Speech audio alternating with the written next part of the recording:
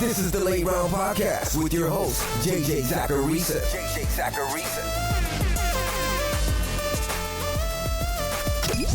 What's up, everyone? It's JJ Zacharisa, and this is episode 614 of the Late Round Fantasy Football Podcast, sponsored by FanDuel. Thanks for tuning in. Last week, I talked through some players I'd be looking to trade for in Dynasty. This week, we're looking at sell candidates. Players who I would not be trading for. Players who, if they were on my roster, I'd be looking to send them away. Now, just like last week, I don't want to force anything on this show. If I feel sort of a certain way about a player, I'm not bringing him up on this show. And there are plenty of those situations across the league where I lean one way versus the other. The players today are players who I just see as straight up sells based on the market. Of course, that market is going to be slightly different from league to league, but it's the general idea here that counts. Now, before getting into those names, basketball fans, FanDuel and TNT are giving you the opportunity to get in on some NBA action with the NBA on TNT over-under contest. For any TNT NBA broadcast, all you have to do is opt in and choose over or under for each prop. Lock in your picks before the end of the first quarter and compete for a chance at $5,000 in prizes. Head over to FanDuel.com today and participate in the free-to-play NBA TNT over-under contest. Eligibility restrictions apply.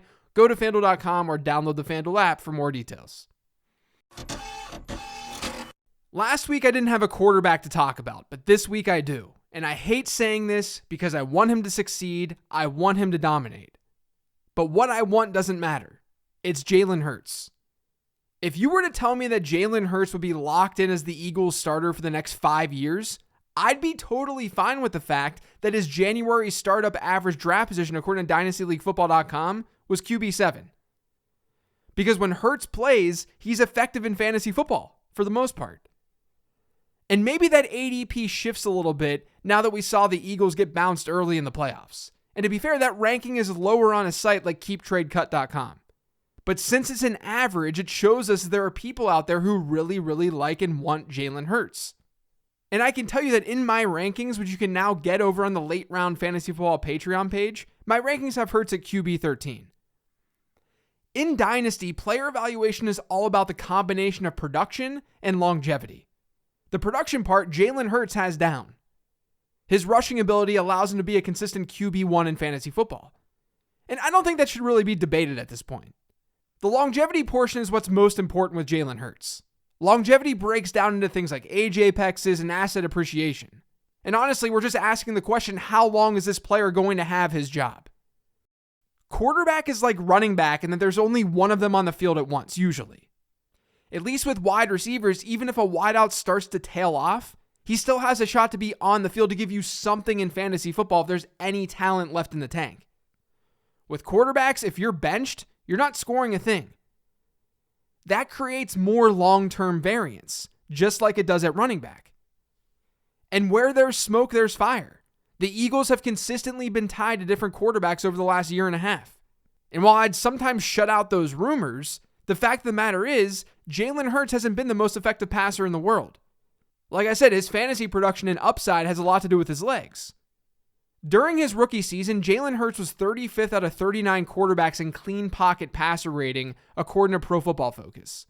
This past year, he was 29th of 40. He was also below average in completion percentage over expected in both seasons. It's good that he improved, but there are still questions about him being a true franchise quarterback. Not necessarily by me, but at least by the league. In that January ADP data, Hurts was being drafted ahead of Dak Prescott. There's zero chance that I would ever make that move with the information that we have right now. And he was also being selected above Trey Lance, Justin Fields, Trevor Lawrence, Russell Wilson, Deshaun Watson. I have all of those guys ranked higher than Jalen Hurts. So I'm leaning sell with Hurts. I don't think he did enough to answer all the questions that people had going into 2021. And that's created almost just as much volatility as we had last offseason with him. The first running back on today's list may be a little bit surprising to some. It's Elijah Mitchell. It wouldn't be right for me to say that my prospect model was high on Mitchell after last year's draft, but no prospect model should have been high on him. He was a 6th round pick. But I will say, my model liked Mitchell more than the draft did. I introduced this concept in the late round prospect guide that's launching in about a month, which you can pre-order over at lateround.com. But there's this idea that I introduce called draft capital delta. It looks at the percentile score that a prospect had in my model, and then it looks at the percentile the player was drafted in from a draft capital perspective. And it can then tell me if the model liked a player more or less than the NFL drafted. In Elijah Mitchell's case, it said that he was undervalued, so that was a win. That's part of the reason that I was into Elijah Mitchell in rookie drafts. I know that because I have him in a lot of leagues. I talked about him on this show after the draft. I talked about him before week 1 when Trey Sermon was inactive. I talked about how he was this Raheem Mostert clone who should work in the Shanahan offense. Now, I certainly didn't expect this. Don't get me wrong. And there are people out there who were higher on Elijah Mitchell than I was. This isn't some sort of victory lap. I'm setting the stage here by saying that this recommendation is the opposite of having some take in the preseason and just sticking to it. I'm going to let historical data do the talking with Elijah Mitchell here. As you guys know, another feature of the late round prospect guide is the year 2 model that I developed this offseason. That model looks at how a player performed in year 1, and it combines that performance with his prospect score to get a year 2 model score. Elijah Mitchell went from being a 55th percentile prospect to an 87th percentile one. From year 1 to year 2, he saw that big of a jump. Now, those numbers don't really mean a whole lot to you because you don't have any context. So let me give you some context. Since 2011 and through 2019, we've had a little over 150 running backs who were either drafted or at the NFL Combine who also ranked below the 60th percentile in the running back model. And again, Mitchell was in the 55th percentile. So we're talking even a little bit higher than him, some of these running backs. The reason I'm looking through 2019 and not through 2021 is because players who were drafted in 2019, they've now played 3 seasons in the league. And I want to focus on those 3 seasons. Of all of those running backs in the sample, 2 of them gave you at least 1 season with at least 16 PPR points per game across their first 3 years in the league. Those 2 backs being CJ Anderson and Myles Gaskin. Chris Carson is the other one who gave you 15 or more PPR points per game. For reference, that type of performance is a low-end RB1 performance. DeAndre Swift was the RB10 this past year with 16.1 PPR points per game. Now, Elijah Mitchell gave you 15 PPR points per game this year, but he's not in that sample because he hasn't played 3 seasons in the league. But it just goes to show you how rare what he did was. And given the other players in that group, it's not exactly encouraging about his future. Here's the thing, though. This is why the year 2 model exists. Because if Elijah Mitchell's rookie year performance was so good, then it'll be reflected in that model. And an 87th percentile year 2 model score is not bad, but it's not ideal for upside. Let's go back to that 2011 to 2019 range. Among all running backs in the database who had a year 2 model score below the 90th percentile, only 2.8% of them were able to give you a season in either year 2 or year 3 with 16 or more PPR points. That's it. But you might be saying, well, JJ, not a lot of running backs have done what Elijah Mitchell has done. And you're not wrong. But that's another thing that I want to talk about. In my prospect guide, I'm introducing another concept called journey comparables. Journey comparables are created by looking at a player's prospect score, looking at his year 2 score, and finding players who went through a similar path from right after the draft to right before their second season. In Mitchell's case, he did have some comps, even though what he did was so rare. The top one was Zach Stacy, who was a little bit better as a prospect in my model, but saw a jump to the 87th percentile after year 1. He did nothing of significance through the rest of his NFL career. The second one was Andre Ellington, who had a really bad score entering the league in my model, but had a really nice rookie season as a receiver. And receiving numbers matter in this year 2 model, like most of my models. As we know, Ellington never became some yearly RB1. And then the final guy, James Robinson, a player my model really thought should have been drafted, but he wasn't. He jumped all the way up to the 93rd percentile, so even better than Mitchell after year 1. As we know, Robinson's team took a running back in the first round of last year's draft right after his rookie year. The point to all this is that number 1, if Elijah Mitchell becomes a high-end RB2 or a low-end RB1 over the next 2 years, he's going to be an outlier. He's already been somewhat of an outlier. but you're really betting on something that just does not happen very often. Part of that is because of the fragility that comes with situations like this. The 49ers could very easily utilize other backs in that backfield given their investment with Mitchell. And Mitchell, despite looking amazing on the ground this year and having great explosiveness with the ball in his hand, I won't even deny that. I love Elijah Mitchell. But he wasn't that much of a pass catcher for the 49ers. Now, if you'd rather ride it out because you also didn't invest a whole lot in Elijah Mitchell, I totally get it. I'm going to hold Mitchell in some leagues where I've got him as well, because he's a really easy player to root for. But with that being said, you're likely going to win this bet 8 times out of 10. Technically, way more than that. But I'm giving everything the benefit of the doubt since Mitchell did have a really, really good rookie year. If you can sell him at a premium, I think it's logical based on history. And by the way, that journey comparable stuff that I walk through, I do that with every relevant year 2 player in the late round prospect guide. Did I mention that you could pre-order it at lateround.com? Now that running back choice of Elijah Mitchell might have been a little bit surprising just given how I talked about him this past season. This one, not so much. It's Damian Harris. When it comes to trading away running backs, I try to be a year ahead. Meaning if I get owned by a player by them having a good season right after I trade them, so be it. At the running back position though, we know that injuries can happen in that one season anyway. Or maybe he just busts. But Damian Harris has just 1 year left on his rookie contract. And I think we can feel pretty confident saying that he just had the best season he's likely ever going to have as a pro. Just playing probability here. But I talked about all of this on the Things That I Missed episode. In 2021, Harris continued the tradition of New England Patriot running backs who saw a decent rush share and not a decent target share. He saw fewer than 4% of the team's targets this past year. As we know, he got by on touchdowns. Among the top 80 running backs in fantasy football, he ranked first in percentage of points that came from touchdowns. Maybe you're sitting there listening to this thinking that I just have something against Damian Harris. Because like I said on the Things That I Got Wrong episode, I sort of got Damian Harris wrong this year. I'm not hiding from that. But I also mentioned on that episode that I will gladly take an L on a player like Harris all day long. He did something that likely was not sustainable. That's especially true when you consider Ramondre Stevenson is right there behind him on the depth chart. And Stevenson could dig even more into Harris's workload here in 2022. That's my beef with Harris. I just don't see a ceiling unless something drastically changes on the receiving end. I mean, the dude scored 15 rushing touchdowns this past year, which was tied for the second most in the league, and he still finishes the RB20 in points per game. Think about that. And now he's being ranked as the RB24 in Dynasty over on KeepTradeCut.com. He's the RB25 in startup drafts according to DLF. I have him at RB32. I actually think there's more upside with Ramondre Stevenson in that backfield than with Damian Harris. It seems like now is the right time to sell. And if Harris has another one of those big touchdown seasons, which sure, that's totally possible, then you're missing out on a low-end to mid-range RB2 campaign. After this year, there's a chance that he's not even a Patriot.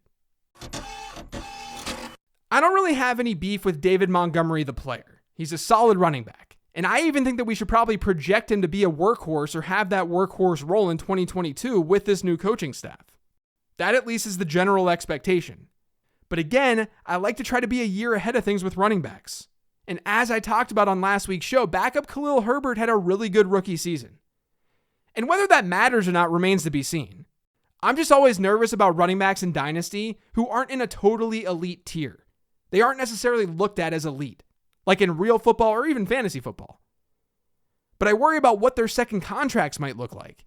And at this moment, David Montgomery will be a free agent after this coming season, which means there's currently some volatility to his outlook after 2022. So just to reiterate what I've been saying, I want to be a year early. And right now, if you look at Dynasty League Football's January ADP data, Montgomery is being drafted ahead of some really good wide receivers like Elijah Moore, Michael Pittman, and Calvin Ridley. And he's getting taken over Travis Etienne at running back. And he's going significantly ahead of Josh Jacobs. Jacobs is 8 months younger than David Montgomery. They came from the same draft class. But there's at least some chance that the Raiders use the 5th-year option on Jacobs. So I need to be clear here that I don't really see this as a knock on David Montgomery, the player. This is purely a cost thing.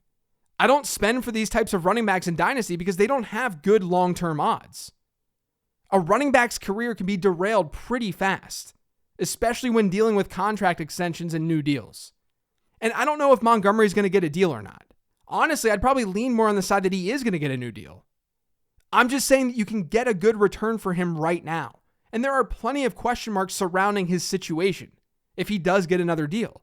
Like Khalil Herbert, a new coaching staff, a mobile quarterback when that typically hurts running backs more than it helps them in fantasy football. So I think flipping David Montgomery right now makes sense. I'm going to stick with Chicago here and go to someone who a lot of people really like, and understandably so. And it's Darnell Mooney.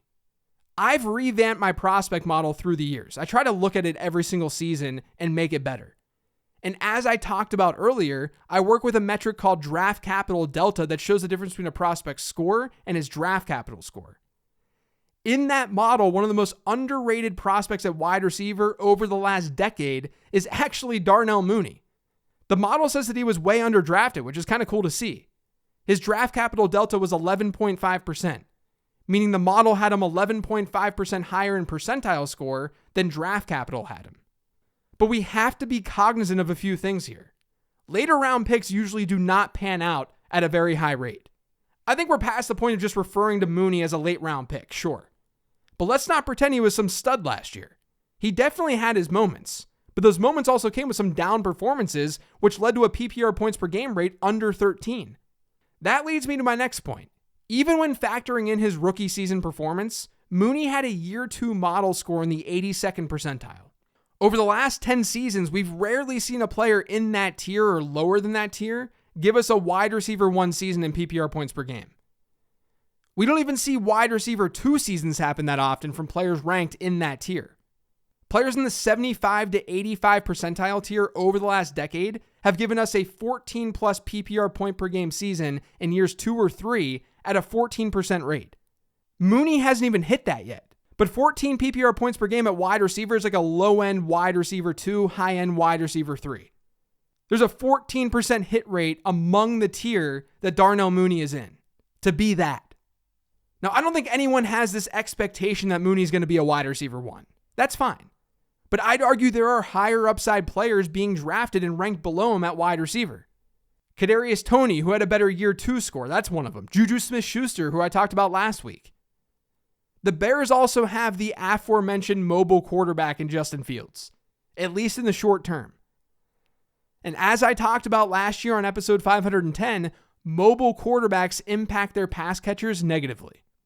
And the Bears are probably going to beef up their wide receiving group. It's at least a huge need with Allen Robinson now a free agent. My point with Mooney is that I think there's just a little bit too much projecting going on when you can get proven solidified pass catchers in this range. So even though I like the player and my model like this player, I think the market is a little bit high on Mooney right now. Now lastly, I find the wide receiver market to actually be pretty efficient at the top. There are players here and there that I think you can make a sell argument for, like someone like Keenan Allen or even Terry McLaurin. But I don't want to single players out on this show for the sake of doing it, like I said earlier. Where I think you can try to extract value this year is with truthers. It's with players who don't have very good odds to break through, but there's always a manager or two in your league who really likes those players. Like with Josh Palmer. My prospect model did not like Josh Palmer. He really didn't have a lot going for him coming out last year. He wasn't an early declare, his statistical profile was really trashy. But he found the right spot, and he had decent draft capital. Now, because the fantasy football community saw all of this, because the fantasy community is very numbers driven, Palmer's ADP was actually more than reasonable in rookie drafts last year. Like at the very least, Palmer was a day 2 pick in the actual NFL draft. So in turn, I actually have some Josh Palmer on my dynasty rosters, despite not liking him at all last year. And I'm at least seeing if there are Palmer truthers in my leagues where I have him. Because his outlook does not look very good, despite coming on strong towards the end of the year with almost a 15% target share per game across his final 5. Now, I want to read you something that I wrote for my prospect guide when talking about Palmer. Because again, in the late round prospect guide, I'm doing stuff for my year 2 model. The part with Palmer says, quote, From 2011 through 2019, there hasn't been a single wide receiver from the prospect model that entered the league with a sub 75th percentile score to give us one season of 16 or more PPR points per game across his first 3 years in the league. That's a mouthful, but it's important. It shows us that even if you trade Palmer away, chances are you're not trading away a stud. That's the thing with Palmer. If you find someone who loves him and you get a decent return, the odds that you're trading away something significant, they're not very high. Not only that, but Palmer, who entered the league with a 68th percentile prospect score, his year 2 model score is still just in the 74th percentile. To give you some context, only 10% of players in the 70 to 75 range from 2011 to 2019, which again, this is where Palmer is, only 10% of them gave you one double-digit PPR points per game season in either year 2 or year 3. It's a small transaction to make. And yes, Mike Williams is a free agent, but use that to your advantage when negotiating a trade. Chances are Palmer is not going to be anything significant in fantasy football, even though he's attached to one of the best young quarterbacks in the game. We have to lead with talent. And my process is showing me that Josh Palmer isn't quite there. Now, just like last week, this is not everything. These aren't the only players that I'd be willing to trade away right now. I just thought they were a good mix, and they were guys who seem to have large discrepancies between my rankings and what the public seems to think. That's going to do it, though, for today's show. Thanks to all of you for listening. If you've yet subscribed to the Late Round Fantasy Football Podcast, make sure you are by searching for it pretty much anywhere podcasts can be found. And don't forget to follow me on Twitter at LateRoundQB. I know I sound like a broken record, but as always, remember to pre-order this year's prospect guide over on lateround.com for just $12. Once it goes out on March 14th, that price jumps to $15. I'm honestly just really excited for people to get into it because it's one of the most comprehensive things that I've ever done in this space. So thanks everyone. Really appreciate you listening. I'll talk to you later in the week with the Mailbag Show.